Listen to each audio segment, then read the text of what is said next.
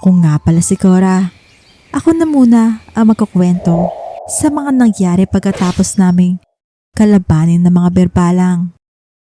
Hindi pa rin mawala sa isip namin kung bakit napakaraming berbalang sa lugar na ito.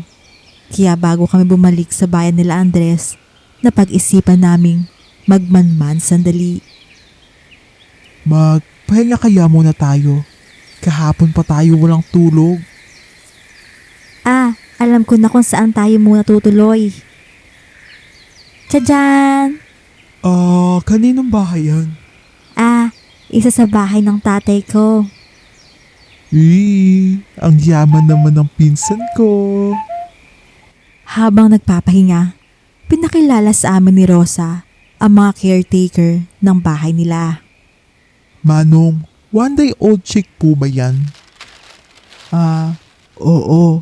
Nung isang araw ko pa nga ito binili. Nakalimutan kong kainin. Itatapon ko na nga. Pero may napansin ako sa mga sisiw na yun. Manong, ako na lang po ang magtatapon. Sige. Salamat, Iha. Bakit, Cora? Mukhang may itim na mahika ang pagkain na to. Ikinuwento ko sa kanila ang hinala ko tungkol sa itim na mahika na meron ang sisiw. Baka isa ito sa mga matatandang aswang. Parang may nabasa ako sa libro ng lolo ko dati tungkol sa aswang ng Kalibonan. Oo, tama kayo, Ramon at Andres. Aswang nga ng Kalibonan siguro ang may gawa nito. Isa itong matandang aswang na naninirahan sa gubat. Nag-aalaga ito ng mga itim na sisiw at ginagamit nila ito upang maging aswang ang mga tao kung makakain nila ang sisiw. Magiging aswang pa ba sila kung patay na ang sisiw? Pwede, pero mawawala na ang pagiging tao nila. Tuluyan na silang magiging aswang. Parang berbalang. At doon namin napagtanto na kaya pala halos mapuno ang buong kuweba nung gabing yon ng mga berbalang ay may mga aswang na gumagawa ng mga ito sa tao. Kailangan natin hanapin ang nagbebenta nito. Tinanong namin si Manong kung saan niya nabili ang pagkain. Pagkatapos naming magpahinga at mag-ipon ng lakas, naisipan naming puntahan ito agad. Bago tayo umalis, magpalit muna kayo ng damit. Ito, mga kuya, damit yan ni tatay. At ito naman sa'yo, Cora. Ginamit ko yan dati sa Halloween party namin. Pagkarating namin sa lugar, ay wala ng bakas ng tenderong tinuturo ni Manong. At hindi rin alam ng mga taong nakatira doon kung saan matatagpuan ang lalaking yon. Kaya naisipan naming pumunta sa pulisya. Ayun, kay ma'am na lang tayo magtanong. Andres. Ayaw mo sa isang pulis na yon? Maganda talaga pinili niya. Gina? Cora. Nakita namin ang isa sa kababata kong si Gina. Kung matatandaan nyo, matalik na kaibigan siya ni Matilda at naging kaibigan ko na rin siya. Natutuwa ako na marami kang kaibigan, Cora. Ako nga pala si Gina Santos. Salamat nga pala sa mga pagtulong sa pagpuksa ng mga berbalang. Naikwento kasi ni Matilda na nakita na raw kayo. Bakit pala kayo nasa police station? Ikinuwento ko kay Gina ang mga hinala namin kung bakit napakaraming berbalang sa lugar nila. At ang tungkol sa hinahanap naming nagbebenta ng pritong sisiw na merong halong itim na mahika. Sige, tutulungan ko kayo. Nabalitaan ko na may iligal na pustahan ng labanan ng tao. Pero hindi pa namin alam kung saan eksaktong lugar ito magaganap. Pero ang balita na si Joey ang tindero raw ang laging panalo roon. Pwede bang kami muna ang pumunta sa mga lugar na to? Dahil baka malagay sa panganib ang buhay nyo. Hindi kasi natin alam kung ilan ang aswang sa lugar na ito. Sige, pero pagtapos na kayo, tawagan nyo ako agad para maparusahan ang mga taong lumabag sa batas. Pagtapos naming makipag-usap kay Gina, agad-agad kaming umalis papunta kung saan nagaganap ang iligal na labanan. Kumingiti ka pala. Ngumindi ka kasi nung nakita mo si Miss Gina. Doon yata yun. Dahil inilarawan sa amin ni Gina ang itsura ni Joey, nahanap agad namin siya. Ayun siya. Nakita namin ang isang malaking, napakaraming kalmot sa muka na nakikipaglaban sa ring. At nakita rin namin ang isang babaeng nagbibigay ng libreng pagkain. Meron bang mahikang pinamimigay nila? Kailangan natin siyang pigilan.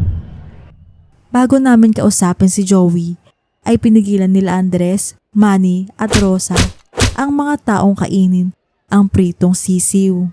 Habang kami naman ni Ramon ay kinalaban si Luisa at Joey. Mahina ka. Dahil simpleng tao ka lang. Makatao ka? Bakit? Ano ka ba? Superhero?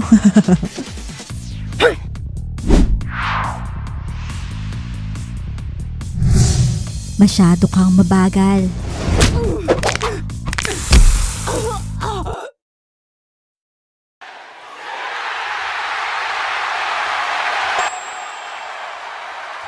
Tapusin na natin to.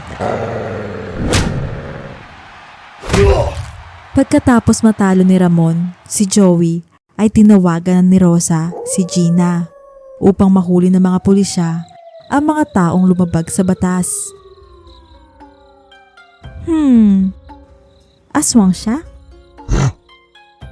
Gina, kailangan namin kausapin si Joey para malaman kung saan niya nakuha ang sisiw. Bakit ko naman sasagutin yan? Sino ka ba? Ito, alam mo kung ano? Sige, sasabihin ko na lahat. Ikinuwento ni Joey na may isang matandang aswang daw sa gubat ang nagbibigay sa kanya ng mga sisiw na niluluto niya. Alaga raw ng mga aswang ang mga sisiw at kaya rin daw siya naging aswang ay dahil pumasok sa katawan niya ang isang itim na sisiw. Itinuro sa amin ni Joey kung saan makikita ang matandang aswang. Cora, kailangan ko nang isama sa presinto si Joey. Teka, hindi makakabuti kung may aswang sa presinto nyo. Ha? Pagkatapos ng mga nangyari, pumunta na kami sa gubat kung saan nandoon ang matandang aswang. Andres, Manny at Rosa, magtakip kayo ng bibig dahil baka makapasok ang sisiw sa inyo. Believe ako sa inyo dahil nahanap niyo ako agad o tinuro ako ni Joey. Hay, walang kwentang tao na yun. Bakit gusto mong maging aswang ang mga tao? Bakit? Dahil nauubos na ang mga aswang dahil sa mga taong at aswang na gaya nyo. At pangarap ko ring maging pununo ng mga aswang. Pero pinatay nyo ang mga likha kong perpalang. Buti na lang may natira pang dalawa at hindi ako susuko sa inyo. Nilabanan ni Andres at Ramon ang dalawang higanteng berbalang at si Manny at Rosa naman ay hinuhuli ang mga itim na sisiw. Dahil baka may ibang tao pa ang makahuli nito at ako naman kailangan kong habulin ang matandang aswang na yun.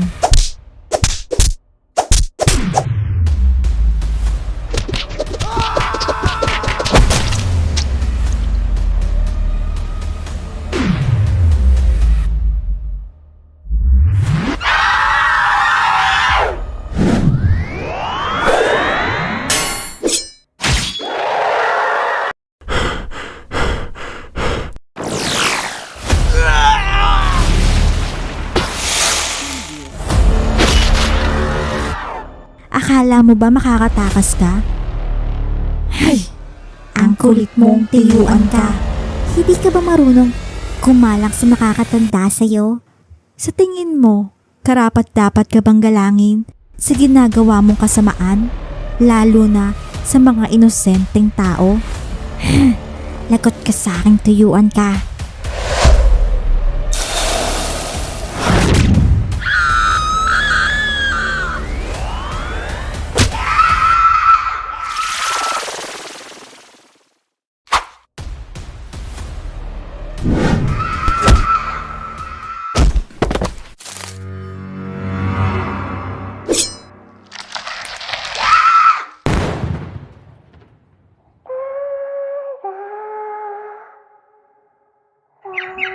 Pagkatapos naming mapuksa ang mga kalabang aswang, ay bumalik na kami sa aming tinutuluyan at naroon din si Gina.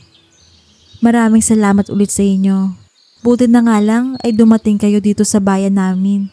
Kung hindi, baka naging aswang na o biktima na ng mga aswang ang mga tao rito. Hindi namin kakayaning dalawa ni Matilda hanggang nung karaming aswang.